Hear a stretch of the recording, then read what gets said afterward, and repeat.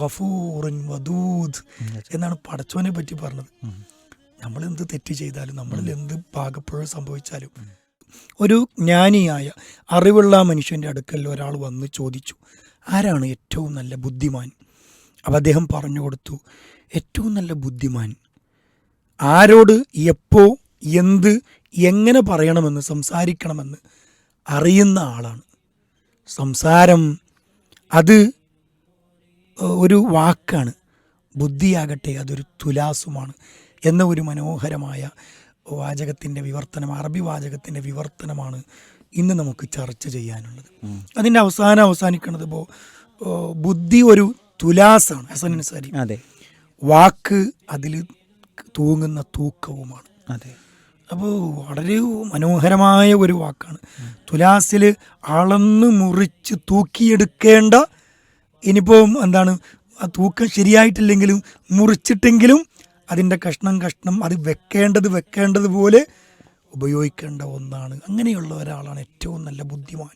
സംസാരിക്കുമ്പോൾ ആരോട് എപ്പോൾ എന്ത് എങ്ങനെ സംസാരിക്കണമെന്ന് വ്യക്തമായി അറിയുന്ന ഒരാളാണ് ഏറ്റവും നല്ല ബുദ്ധിമാൻ എന്ന ഒരു മറുപടിയാണ് അദ്ദേഹം നൽകുന്നത്. അതായത് ഈ ചറപറ സംസാരങ്ങൾ, അതേപോലെ തന്നെ അനാവശ്യ സന്ദർഭങ്ങളിലുള്ള വാക്കുകൾ, അതൊക്കെ നമുക്ക് വലിയ തിരിച്ചടികൾ നമ്മുടെ നിത്യജീവിതത്തിൽ നൽകുമെന്നതിന് അത് കൂടുതൽ ഉദാഹരണങ്ങളൊന്നും പറഞ്ഞു തരേണ്ടതില്ല. അപ്പോൾ ഇത് ഒരു നമ്മുടെ മുൻഗാമികളായ ആളുകളോട് ഒരു വ്യക്തി വന്ന് ചോദിക്കുകയാണ്, ആരാണ് ആക്കിലായ വ്യക്തി, ബുദ്ധിമാൻ എന്നൊരു വ്യക്തി. അപ്പോൾ അദ്ദേഹം അതിന് കൊടുക്കുന്ന മറുപടിയാണ് വളരെ നമ്മളെയൊക്കെ ഇരുത്തി ചിന്തിപ്പിക്കേണ്ടുന്ന ആ ഒരു ചിന്താശകലത്തിൽ നമ്മളത്തെ ഇന്നത്തെ സ്ലോട്ടിൽ അത് ഉൾപ്പെടുത്താൻ കൂടിയുള്ള ഒരു കാര്യം അതാണ്. ആരോടെങ്കിലും സംസാരിക്കുകയാണെങ്കിൽ അതെ, അത് എന്തു പറയണം, എപ്പോൾ പറയണം, എങ്ങനെ പറയണം എന്നത് അറിയുന്ന ഒരാളാണ് ഏറ്റവും നല്ല ബുദ്ധിമാൻ. അതായത് എല്ലാ കാര്യങ്ങളും എപ്പോഴും പറയാൻ പറ്റില്ല, അതാണ് ഒന്നാമത്തെ കാര്യം. അതായത് എപ്പോഴാണ് പറയേണ്ടത്, ഈ വാക്ക് എപ്പോഴാണ് പറയേണ്ടത്. അതായത് നമ്മൾ ഒരു തമാശയിൽ പറയണമെങ്കിൽ വൈകുന്നേരത്തിന് നമ്മൾ സ്വബാഹുൽ ഖൈർ എന്ന് പറയില്ലല്ലോ. നമ്മൾ വൈകുന്നേരം ആയി കഴിഞ്ഞാൽ ഗുഡ് മോർണിംഗ് എന്ന് പറയില്ല, അപ്പോൾ നമ്മൾ ഗുഡ് ഈവനിങ് എന്നല്ലേ പറയേണ്ടത്. അപ്പോൾ ഇതുപോലെ ഓരോ സന്ദർഭം എപ്പോഴാണ് എന്നുള്ളത് നമ്മൾ അറിയണം. ഇനി ആ സന്ദർഭം തന്നെ അത് എല്ലാവരോടും പറയാൻ പറ്റില്ല. അതെ, അത് ആരോട് പറയണം എന്നതിലൊരു വ്യക്തത ഉണ്ടാവണം. അതെ, ആ പറയുന്ന ആൾക്ക്. അതെ, അയാളാണ് ഏറ്റവും വലിയ ബുദ്ധിമാൻ. അതെ, എന്തെങ്കിലും ആരോടെങ്കിലും എന്തെങ്കിലും വിളിച്ചു പറയുന്ന ഒരു വ്യക്തിയല്ല. പ്രത്യേകിച്ച് സംസാരശേഷി, കമ്മ്യൂണിക്കേഷൻ, നാവ്, ലിസാന്, സൂറത്തു റഹ്മാനിലൊക്കെ പറയുന്നുണ്ടല്ലോ, അല്ലമഹുൽ ബയാൻ എന്ന് പറയുന്ന ആ ഒരു വിശേഷണം പടച്ചവൻ മനുഷ്യർക്ക് നൽകിയ മനോഹരമായ ഒരനുഗ്രഹമാണ്. ഈ ആശയവിനിമയം ചെയ്യാനുള്ള കഴിവ് എന്നുള്ളത് അത് വളരെ കണ്ണിങ് ആയിട്ട് ഉപയോഗിക്കാൻ നമുക്ക് കഴിയണം. നേരത്തെ ഹസൻ അൻസാരി പറഞ്ഞല്ലോ, തുരുതുരാ സംസാരിക്കുക. പിന്നെ നബി സല്ലല്ലാഹു അലൈഹി വസല്ലമയെ പറ്റി ആയിഷ ബീവി റളിയല്ലാഹു അൻഹ ഉദ്ധരിക്കുന്ന ഒരു സംഭവം, ലം യകുൻ യസ്റുദുൽ ഹദീസ കസുർദിക്കും കാന യുഹദ്ദിസു ഹദീസ ലൗ അദ്ദഹുൽ അദ്ദു ലഅഹ്സാഹു. നബി സല്ലല്ലാഹു അലൈഹി വസല്ലം അങ്ങനെ നിർത്താതെ വെറുതെ കുറേ സംസാരിക്കുന്ന ആളല്ല. അദ്ദേഹം എന്തെങ്കിലും പറഞ്ഞാൽ അതിലെത്ര വാക്കുകൾ അടങ്ങിയിട്ടുണ്ട് എന്നൊരാൾ എണ്ണാൻ ശ്രമിച്ചാൽ അയാൾക്കത് കൃത്യമായിട്ട് എണ്ണാൻ കഴിയും എന്നുള്ളതാണ്. അപ്പം അത്ര അളന്ന് മുറിച്ച് തൂക്കി കണക്കാക്കിയുള്ള വാക്കുകളാണ് പ്രവാചകൻ സല്ലല്ലാഹു അലൈഹി വസല്ലമയുടെ അധ്യാപനത്തിലുള്ളത്. അതുകൊണ്ട് തന്നെ ആ ഹദീസുകൾക്കൊക്കെ ഇപ്പം മൂജിസായ വാക്കുകളായിരിക്കും, വളരെ ചെറിയ ഒരൊറ്റ വാക്കായിരിക്കും.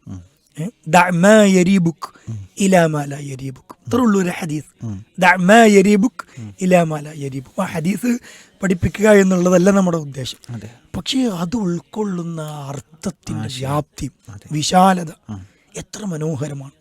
നമ്മളൊരു വാക്ക് പറയുമ്പോൾ അത് എവിടെയാണെങ്കിലും ആരോടാണെങ്കിലും എങ്ങനെയാണെങ്കിലും എപ്പോഴാണെങ്കിലും തുലാസില് അളന്നു മുറിച്ച് കഷ്ണമാക്കി തൂക്കി കണക്കാക്കപ്പെടും നമ്മുടെ വാക്ക് എന്നത് തിരിച്ചറിഞ്ഞ് വളരെ വ്യക്തതയോടെ, കൃത്യതയോടെ, സൂക്ഷ്മതയോടെ ഉപയോഗിക്കാൻ നമുക്ക് കഴിയേണ്ടതുണ്ട്. അതെ, ഒരു ബുദ്ധിയുടെ ലക്ഷണം കൂടിയായിട്ടാണ് നമ്മളത് മനസ്സിലാക്കേണ്ടത്. അതായത് ഇതൊക്കെ നമ്മളൊരു വിചാരണ കോടതിയിൽ തൂക്കി നോക്കേണ്ടത്.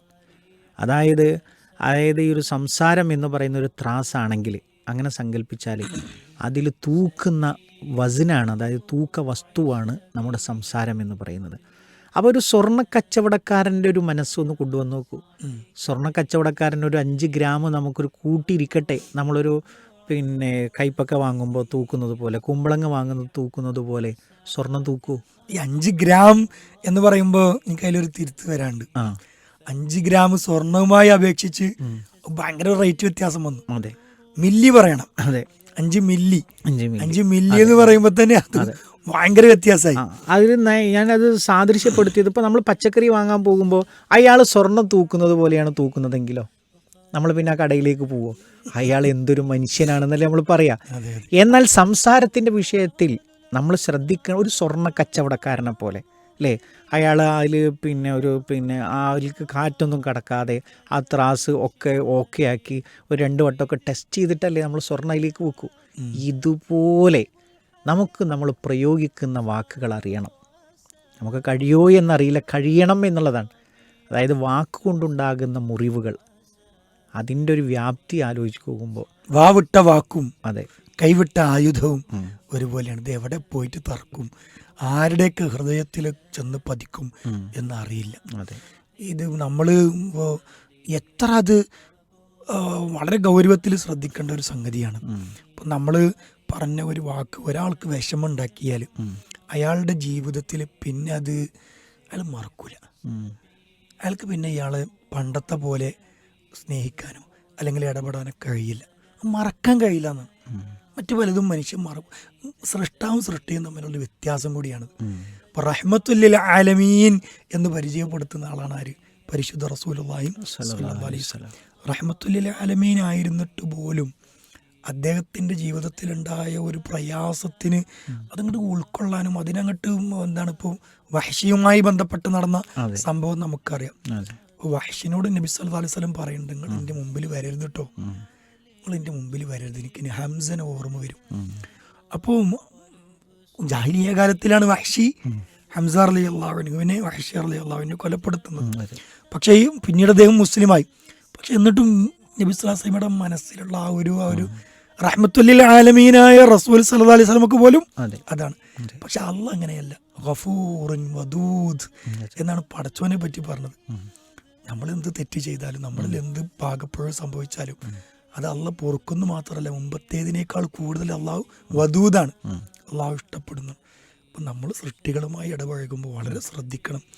നമ്മളോട് മുമ്പുണ്ടായിരുന്ന ആ സ്നേഹവും അടുപ്പവും ബന്ധവും ഒക്കെയും നഷ്ടപ്പെടുത്താൻ നമ്മുടെ വാവിട്ട ഒരു വാക്ക് അത് കാരണമാകരുത് എന്ന ഒരു മനോഹരമായ സന്ദേശമാണ് ഇന്നത്തെ ഈ ഒരു ചിന്തയിലൂടെ പീസ് റേഡിയോക്ക് ശ്രോതാക്കളുടെ മുമ്പിൽ സമർപ്പിക്കാനുള്ളത്.